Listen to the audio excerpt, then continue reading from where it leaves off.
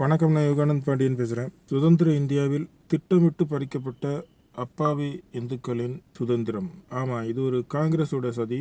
இந்த சதி சுதந்திரம் அடைந்த பிறகு திட்டமிட்டு செயல்படுத்தப்பட்டு இந்துக்களை அவர்களுடைய சொந்த நாட்டிலேயே அகதிகளாக்கிய ஒரு பெரிய அயோக்கியத்தனம்.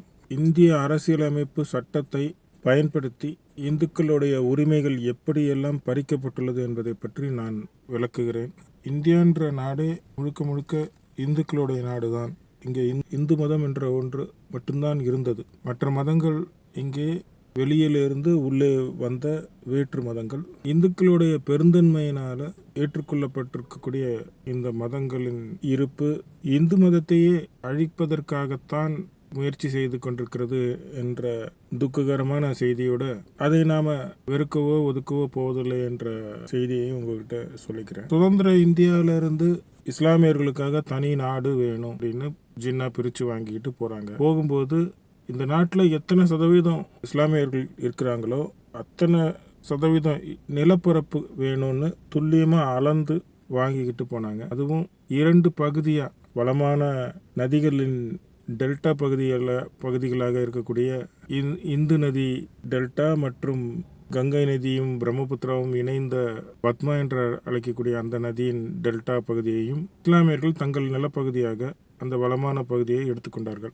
சரி, போகட்டும், அவங்களுக்கு தனி நாடு வேணும், தனியாக சுதந்திரமாக இருக்கணும்னு ஆசைப்பட்டாங்க. நம்ம நேரு, காந்தி போன்ற தலைவர்களுடைய ஏற்பாட்டில் அந்த தனி நாடு கொடுக்கப்பட்டது. அதற்கு பிறகு இஸ்லாமியர்கள் இந்த நாட்டை விட்டு வெளியே போன பிறகு இந்த நாடு மிச்சம் இருப்பவர்கள் யார்? இந்துக்கள் தானே. அந்த இந்துக்களுக்கு உரிய நாடாக இதை ஆக்கிவிடாமல் பார்த்து கொள்ளக்கூடிய ஒரு வேலையை நேரு சிறிது சிறிதாக செய்து வந்தார். காங்கிரஸ் தொடர்ச்சியாக அந்த வேலையை இன்று வரை ஈடுபட்டு வருகிறது. நேரு குடும்பமே ஒரு இஸ்லாமிய குடும்பம்தான், அவர்கள் இந்துக்களே அல்ல என்ற ஒரு பெருங்குற்றச்சாட்டும் உண்டு. ஏமாளி இந்துக்கள் அதை பற்றி எல்லாம் சிந்திக்கவோ பேசவோ இத்தனை காலம் நேரம் செலவழிக்கவில்லை. சரி, இப்போது விஷயத்துக்கு வருவோம். என்னன்னா, இந்தியா 1947 சுதந்திரம் வாங்கியிருந்தாலும் 1950 தனக்கான தனி அரசியலமைப்பு சட்டத்தை எழுதி வடிவமைத்து கொண்டது. அம்பேத்கர் உள்ளிட்ட தலைவர்கள் அதில் விவாதம் செஞ்சு புதிய சட்டங்களை இந்தியாவுக்கு ஏற்றவாறு உருவாக்குறாங்க. இப்போ இந்துக்கள் மட்டுமே இருக்கக்கூடிய நாட்டில் ஆர்டிக்கல் 25 ஒன்று வருது. அந்த சட்டம் என்ன சொல்லுதுன்னா, right to follow any religion, அதாவது எந்த ஒரு மதத்தையும் வழிபாட்டு முறையையும் பின்தொடர்வதற்கு, அதை பிராக்டிஸ் செய்வதற்கு, அதாவது அந்த மத நடைமுறைப்படி வாழ்வதற்கு, அதை பிரசங்கம் செய்து அந்த மதத்திற்கு வாருங்கள் என்று மற்றவர்களை அழைப்பதற்கும் உரிமை கொடுக்கிறது இந்த சட்டம். அதாவது மத மாற்றத்துக்கு அனுமதிக்குது. இது நியாயமா? இந்துக்களுக்கு எதிரான நடவடிக்கை தானே இது. பிறகு 1951 ஆர்டிக்கல் 28 அப்படின்னு ஒரு சட்டம். இது என்ன சொல்லுதுன்னா, இதெல்லாம் சட்ட மாறுதல்கள். சுதந்திரம் பெற்ற இந்தியாவில் அது ஏற்கனவே எழுதப்பட்ட சட்டத்தை மாற்றி எழுதுறாங்க. இந்த மாதிரி இதில் என்ன சொல்கிறாங்கன்னா, மத சம்பந்தப்பட்ட படிப்புகளை படிக்க கட்டாயப்படுத்தி யாரையும் சொல்லக்கூடாது அப்படின்னு.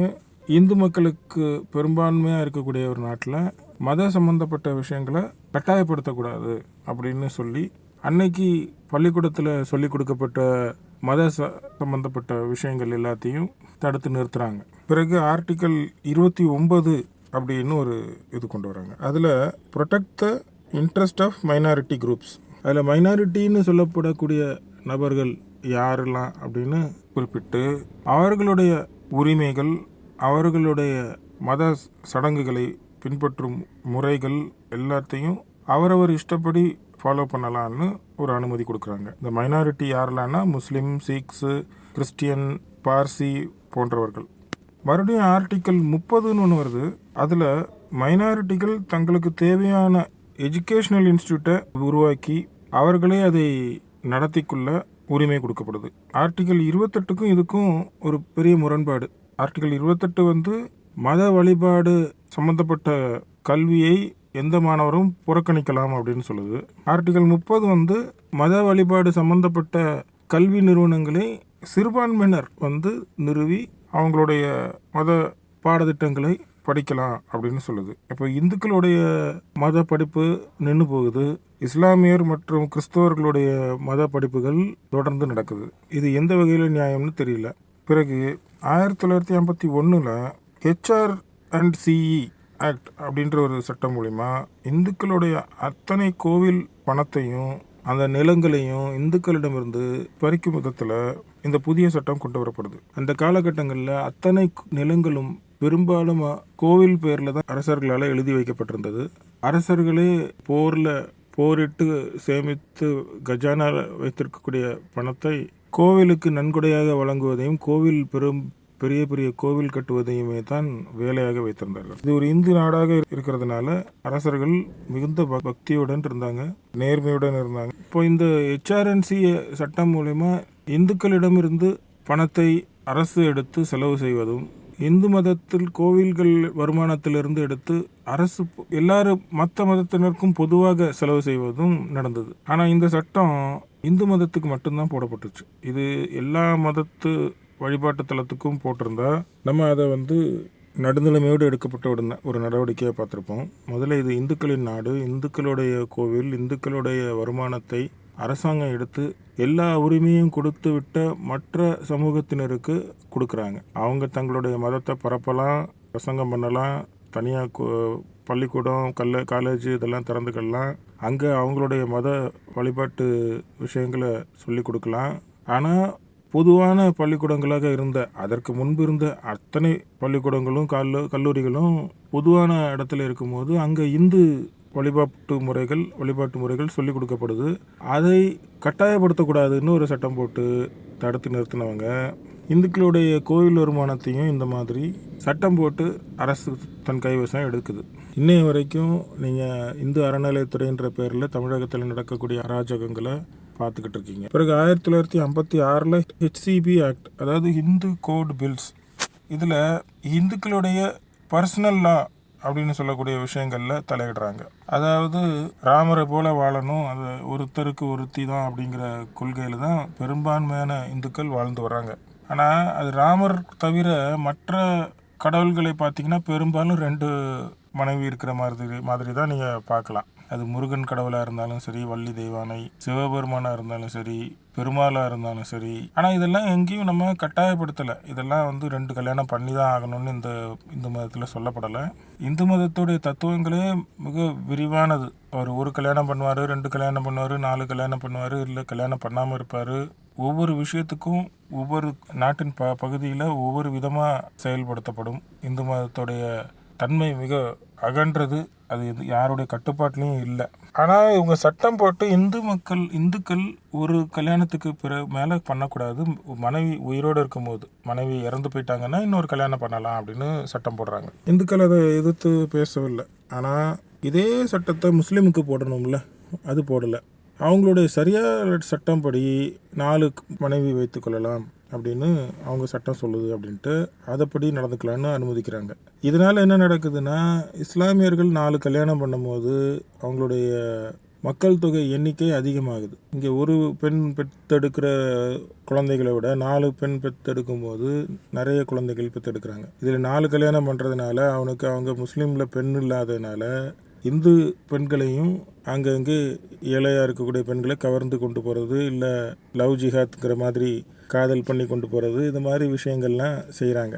அதே மாதிரி இந்துக்களுடைய டவுரி சிஸ்டம், அது இது கூட்டு குடும்பமாக இருக்கிறது, இந்த விஷயங்கள் எல்லாத்துலேயும் அரசாங்கம் தன்னுடைய மூக்கை நுழைக்குது. இந்து பெண்களை இஸ்லாமியர்கள் கல்யாணம் பண்ணுறதுக்கு வசதியாக ஸ்பெஷல் மேரேஜ் ஆக்ட் அப்படின்னு 1972 கொண்டு வராங்க. இப்போ இந்திரா காந்தி தான் பிரைம் மினிஸ்டர். இதுக்கு முன்னாடி நடந்த எல்லா சம்பவம் நடக்கும்போதும் நேரு தான் பிரதமர். இப்போ இந்திரா காந்தி வந்த உடனே ஸ்பெஷல் மேரேஜ் ஆக்ட் கொண்டு வராங்க 1972. இது மூலமாக ரெஜிஸ்டர் ஆஃபீஸில் ரெஜிஸ்டர் பண்ணி 3 பேர் சாட்சி சொல்லியாச்சுன்னா அந்த கல்யாணமும் செல்லுபடி ஆகும் அப்படின்னு. எந்த மதத்தை சேர்ந்தவரும் எந்த மதத்து பெண்ணையும் கல்யாணம் பண்ணிக்கலாம் அப்படின்ற மாதிரி. பெரும்பாலும் இந்த 4 கல்யாணம் பண்ணுறதுனால முஸ்லீம்களுக்கு வீட்டில் பெண்களுக்கு தட்டுப்பாடு இருக்கும். இந்துக்கள் ஒரு கல்யாணம் மட்டும் பண்ணுறதுனால இந்துக்கள் பக்கத்தை விட முஸ்லீம்கள் பக்கத்தில், இந்துக்கள் சமுதாயத்தை விட இப்போ முஸ்லீம் சமுதாயத்தில் பெண்கள் கல்யாணம் பண்ணுறதுக்கு கிடைக்காது. இதனால் அவங்க சித்தப்பா பொண்ணு, பெரியப்பா பொண்ணு எல்லாத்தையும் கல்யாணம் பண்ணி அவங்களுடைய மக்கள் தொகையை பெருக்கிக்கிட்டாங்க. இப்போ இந்த ஸ்பெஷல் மேரேஜ் ஆக்ட் 1972 மூலமாக இந்து பெண்களையும் இஸ்லாமியர்கள் திருமணம் செய்துட்டு அதை ரெஜிஸ்டர் ஆஃபீஸில் பதிவு செஞ்சால் போதும் அப்படின்னு சொல்லி அதன் மூலயமா இந்துக்களுக்கு துரோகம் செய்கிறாங்க. மேலும் இந்த இந்திரா காந்தி 1975 எமர்ஜென்சின்னு ஒரு பீரியட் கொண்டு வராங்க. அவங்களுடைய ஆட்சி கலைக்கப்படும்ன்ற பயத்தில் மொத்த சட்டத்தையும் தன்னுடைய கண்ட்ரோலில் எடுத்துக்கிட்டு அவங்க இஷ்டமாக எமர்ஜென்சின்னு ஒரு பீரியட் கொண்டு வந்து நாட்டில் இருக்கிற மற்ற மாநில அரசாங்கத்தெல்லாம் டிஸ்மிஸ் பண்ணுறாங்க. அவங்கள எதிர்த்து கேள்வி கேட்குறவங்கெல்லாம் ஜெயிலில் போடுறாங்க. பெரிய பெரிய தலைவர்கள்லாம் சிறை செல்லக்கூடிய அந்த காலகட்டத்தில் இந்தியாவுடைய இருண்ட காலம்னு சொல்லக்கூடிய எமர்ஜென்சி பீரியடில் யாருடைய அனுமதியும் இல்லாமல் இந்திய அரசியலமைப்பு சட்டத்தில் செக்குலர் அப்படின்ற ஒரு வார்த்தையை சேர்த்துக்கிறாங்க. அது வரைக்கும் இந்திய அரசியலமைப்பு சட்டத்தில் இந்த நாடு மதசார்பற்ற நாடுங்கிற பேரே கிடையாது. இது வரைக்கும் கொண்டு வந்த ஆர்டிக்கல் அமெண்ட்மெண்ட் எல்லாத்தையுமே பாராளுமன்றத்தில் விவாதம் செஞ்சு கொண்டு வந்தாங்க. பெரும்பான்மையாக காங்கிரஸ்காரங்க இருந்ததுனால இந்துக்களுக்கு எதிரான இந்த சட்டங்களை கொண்டு வந்துக்கிட்டே இருந்தாங்க. ஆனால் இந்த சட்டத்தை கொண்டு வரும்போது அந்த பாராளுமன்ற விவாதமோ பாராளுமன்றத்தில் கேட்கவோ ஓட்டெடுப்போ நடத்தவே இல்லை. அவங்க இஷ்டமாக சட்டத்துக்கு புறம்பா அப்படி ஒரு விஷயமே செல்லாது. செக்குலர்னு வார்த்தையை இன்றைய கான்ஸ்டிடியூஷனில் இந்திரா காந்தி 1975 சேர்த்த ஒரு விஷயமே செல்லாத ஒரு விஷயம். நம்ம நாடு மதசார்பற்ற நாடு கிடையாது, இது இந்துக்களின் நாடு. எப்படி இந்தியாவில் இந்துக்கள் தங்களை இந்துக்கள்னு கூப்பிடுறது வழக்கம் இல்லாமல் தங்களை தாங்களே கூப்பிடாம எல்லாருமே இந்துக்களாக இருந்ததுனால அவங்கள அழைப்பதற்கு தங்களை இந்துக்கள் அப்படின்ற ஒரு வார்த்தையை கொண்டு வர்றதுக்கு வெளிநாட்டிலிருந்து வந்த இஸ்லாமியர்கள் சொல்லி தான் இந்துக்கள்ன்ற ஒரு வார்த்தையே உருவாச்சு. சிந்து நதிக்கு இந்த பக்கம் இருக்கக்கூடியவர்கள் ஹிந்துக்கள் அப்படிங்கிற ஒரு வார்த்தை வந்தது.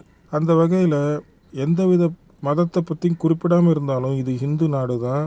அதை பிற்காலத்தில் யாரும் உறுதிப்படுத்தி கூடாதுன்றதுக்காக ஒரு இஸ்லாமியரை திருமணம் செய்த இந்திரா காந்தி இந்த இடத்துல தான் நம்ம இந்திரா காந்தி நேரு குடும்பம் எல்லாரும் இஸ்லாமியர்கள் தானோன்னு சந்தேகப்படக்கூடிய அளவில் இஸ்லாமியரை திருமணம் செய்து இந்து மக்களுக்கு எதிராக இதை ஒரு செக்குலர் தேசம் என்று இந்திரா காந்தி அறிவித்தார். பிறகு 1991 PV நரசிம்மராவ் காங்கிரஸ் பதவியில் இருக்கும்போது பிளேஸ் ஆஃப் வர்ஷிப் ஆக்ட் அப்படின்னு ஒன்று கொண்டு வரார். இந்த பிளேஸ் ஆஃப் வர்ஷிப் ஆக்ட் 1991 கொண்டு வர வேண்டிய அவசியம் அன்றைய காலகட்டத்தில் ராமர் கோவில் அயோத்தியில் கட்டப்படணும். அந்த இடம் இஸ்லாமியர்கள் வழிபடவும் இல்லை, இந்துக்களிடமிருந்து பறித்து ஒரு இடத்த வச்சுருக்காங்க. அந்த இடத்துல ராமர் கோயில் வரணும் அப்படிங்கிற ஒரு எண்ணம் இருக்குது. இடிச்சிட்டு ராமர் கோயில் 1992 கட்டப்படுது.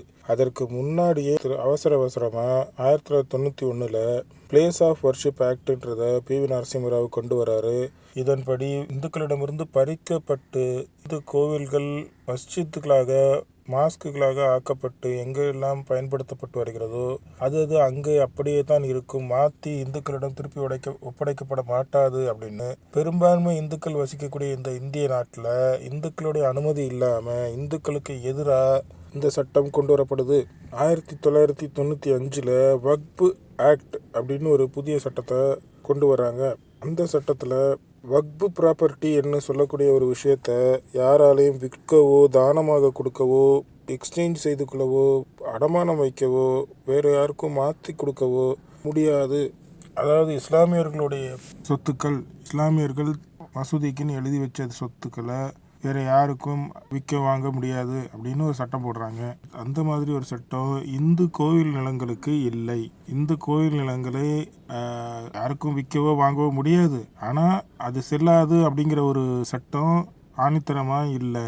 இன்றைக்கும் இந்தியாவில் லட்சக்கணக்கான ஏக்கர் இந்து கோயில்களோட நிலம் தனியார் வசம்தான் இருக்குது. தனியார் ஆக்கிரமித்து வீடு வாங்கி விற்று கட்டிடம் கட்டி வாடகைக்கு விட்டு சம்பாதிச்சுட்டு தான் இருக்காங்க. அதை தடுப்பதற்கு சட்டம் இல்லை.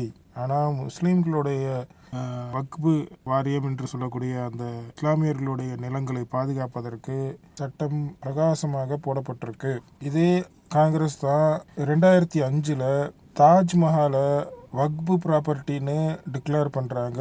ஏன்னா அதிலிருந்து வரக்கூடிய வருமானத்தை இஸ்லாமியர்கள் வசம் போகணும். அங்கே தாஜ்மஹாலை சுற்றி பார்க்குறதுக்கு பணம் வசூல் பண்ணப்படுது. அந்த பணம்லாம் இஸ்லாமியர்கள் வசம் செல்லணும், இஸ்லாமியர்கள் முன்னேற்றத்துக்கு பயன்படுத்தணும் அப்படின்றதுக்காக அந்த மாதிரி செய்கிறாங்க. ஆனால் இந்து கோவில்களுக்கு வருமானம் அரசு எடுத்துக்கொள்ளுது.